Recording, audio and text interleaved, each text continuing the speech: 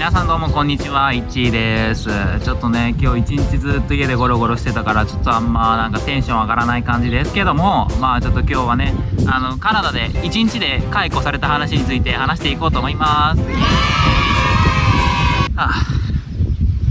まあ始める前に言っておくのが、ちょっと今日風が強いので、風の音がだいぶ入ってるかもしれませんが、それはちょっとご了承ください。そして私は髪の毛がね、とてもすごいことになってますけども、髪の毛切りたいけど美容院がどこも空いてない状況なので、まあしばらくこの髪の毛でお許しくださいませ。さあまず本題に入っていく前に、今のカナダのコロナの状況について語っていこうと思います。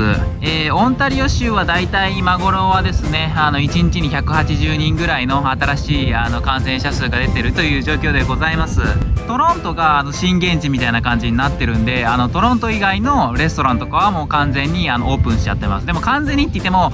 店の外にあるなんか机とテーブルみたいな、そういうところでの飲食は大丈夫だよみたいなそういう感じで、まあ徐々にオープンしてってるっていう感じですね。だけどまあトロントは未だにまあ180人とかそういうなんか多い人数が出てる中心のところなので、まあまだまだ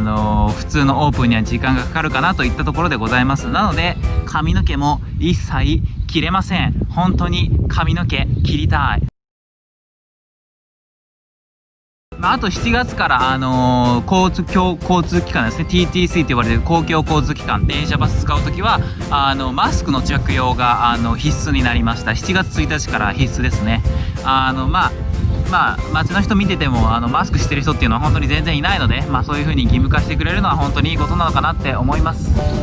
さてまあ本題に入っていきまして、まあ仕事探しの方なんですけども、まあ私今のところまあ15件応募してて、でまあ15件応募したのにもかかわらずコールバックがあったのが1つだけっていう状況だね。本当にまあカナダが移民の国っていうのもあると思うし、まあ他の芸人普通に解雇されてる人が多いっていうのもあると思うんだけど、普通にもう競争がやばい。例えばこちらご覧ください。一番上がパン屋さんのバリスタですね。こちら402人応募してて、その下、クロワッサンのフードカウンターのアテンダントが、222人の応募、そしてアイスクリーム屋さんが904人の応募、そしてティム・ホートンズっていう一番有名なチェーン店のドーナツ屋さんが2711人応募しているというとてもすごい状況ですね。こんな中では私外国人は受かるはずがないというね、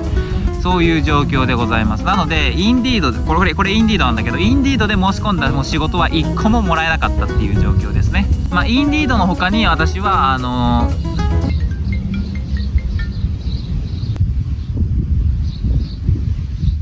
インディードの他に日本人専用のサイトがあるんですけど、E メープルっていう、その E メープルを使って、まあ、仕事も何個か応募してて、でそれだとやっぱり日本人を探してるからちょっとコールバックかかりやすいみたいな、まあ、それでもやっぱり日本人でも仕事がもらえないっていう状況が続いておりますね。ほんで私が一つコールバックを得たのが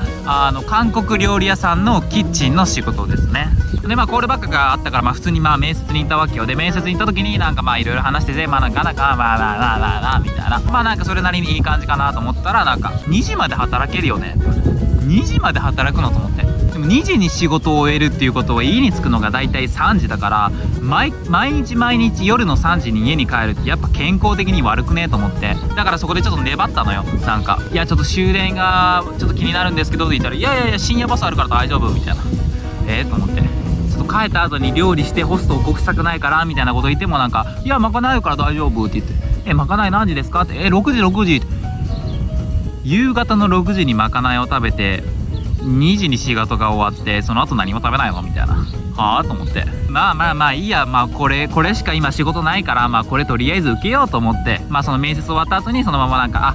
トレーニング来てくれますかって言われたから、行きますっつって、その次の日トレーニングに行ったのね。まあ実際にそうやってまあトレーニングが始まったわけですよ。料理作る手順みたいなのを教えてもらって、まあいろいろ料理作ってたんだけど、まず一番ダメなのが、なんか説明してくれる時に今何をしてるかっていう説明がないわけ。はい、これはこうしてみたいな、チキンをこれ10秒ぐらい揚げてみたいな、いやこれ何のためみたいなと思ってたけども、何が何だかまずわからないから、本当に今何してるのかわかんないから、もう質問のしようがないと思って、まあ何も聞いてなかったので、なのになんか何も分かってない状況で、まあその細かい揚げる秒数だとか、例えばソースをかける秒数とか、そういうのも全部覚えさせられて、で例えば赤いボトルのソースって私覚えてたんだけど、このソースの名前は何って言われて、いや説明されたけどそこまでは覚えてないなみたいな、なんかそういう具材とかそういうのの名前も全部一発で覚えさせようとしてて、向こうが。で私がメモを取ることは許可されてたのに、メモを見ることが許可されてなくて、いやこれ目で見て覚えてみたいな、それ無理じゃねみたいな、それで一発で覚えるのみたいな。私ね、もともと記憶するのが苦手で、なんか本当に何回も何回もやらないと覚えれない人なんだけど、それでかつマニュアルがなくてメモを見ることも許されてない、無理でしょみたいな。でしかもなんかそのエンプロイヤーの人も雇用主の人も韓国なまりの英語なわけよ。だからたまに何言ってるのかわからない。だから「sorry sorry」みたいな何回も聞き直すの。でしかも一番いけないのが、その人主語がないの。喋る時に主語がないの。蓋してみたいな。いやどれのみたいな。いやどの蓋みたいな。それで私がその人の指示を聞き取れないと、もうその人もどんどん切れていくわけ。ほんで私が覚えるの遅いから「なんでお前そんな覚えるの遅いんだ」みたいな。いやそう言われてもさって感じ。いやなんかお前は仕事が遅いだのなんだのこうなのって、いや遅いってもう私はちゃんとミスをしないようにゆっくりやってるのみたいな。もちろんね日本人だからそういうコンプレインを言えないわけですよ。悪いところですね私の。そもそもよく考えてみれば、私別にビザの提出もしてないし、契約も何もしてないし、なんか裏戸も開きっぱなしで、なんかそんなんもうネズミ入ってきてもおかしくないだろみたいな。でもなんかどんどんストレス溜まってたのね。で仕事終わる時にちょっとこれゴミ捨てできてみたいな、頭痛ねはいはいみたいな感じで思ってやろうと思ったんだけど、めっちゃ重くて普通に25キロぐらいあったんだって。でどうやって持ち上げようにもなんか油でめっちゃギトギトしてて、なんか持ち上げれないみたいな。で苦労してたんだけど、正味めっちゃ頑張れば持ち上げられた可能性はある。でも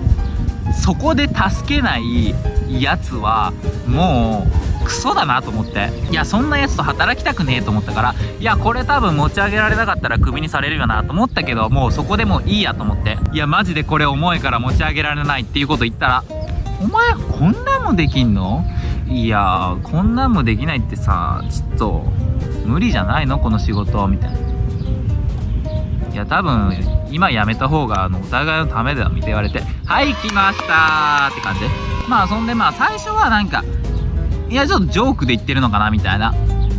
この仕事 This job ができないって言われたけど、 This job ってこれ持ち上げること、それともこのキッチンの仕事全部の話と思って、で着替えてこいって言われて着替えて、で戻ったらあんた次どこで働くのって言われて、ガチなんですねみたいな。でいやもうちょっとちょっとレストラン系とかそういうので頑張ってみようかなって思ってますって言ったら、貯金いくらって言われて、いくらいくらですって。日本帰ったら日本帰ったら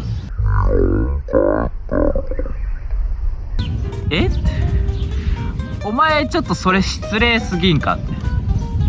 いやさすがに日本帰ったらはねえやろと思って、もうそこでもう心の中もうプッチーンって感じで、も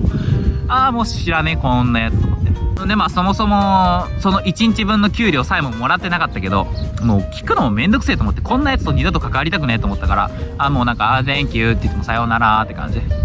ていう話です。よくよく考えてみれば、私が覚えるの遅いっていうのは確かに事実だし、これはどうにかしなきゃいけないなとは思うけど、でも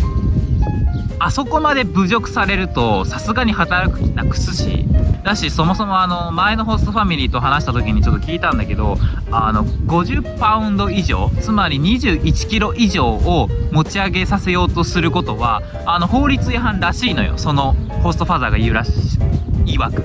そう考えるとやっぱりそいつがやろうとしたことって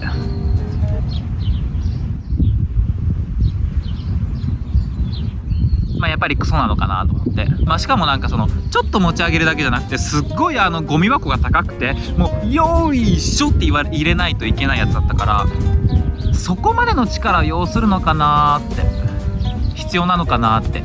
思っちゃいましたね。だからもっとマシな仕事を今探してるわけなんですけども、やっぱりレストランが開いてないから、やっぱり仕事探すのすごい大変で、さっき言ったみたいにインディードとかいうそういうオンラインで申し込めるやつだと本当に500人とかがもう一つの仕事に応募してるっていう状況だから、とりあえず今は UberEats のドライバーでもやって、しのいで、ほんで7月ぐらいにちゃんと仕事がゲットできるようになるまで待つしかないのかなって感じですね。あとオンタリオ州でお酒を扱う仕事をする人はスマートサーブっていうの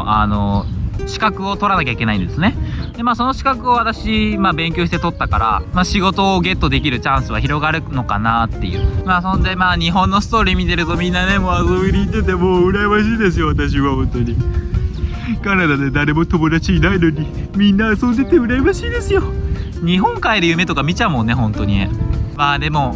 12月とか1月に帰国する頃にやっぱカナダ行ってよかったって思えるような留学経験にするために私は頑張っていきます。ということで今回もありがとうございました。そしてサブスクライブどうぞよろしくお願いいたします。それでは次の動画でお会いしましょう。バイバーイ。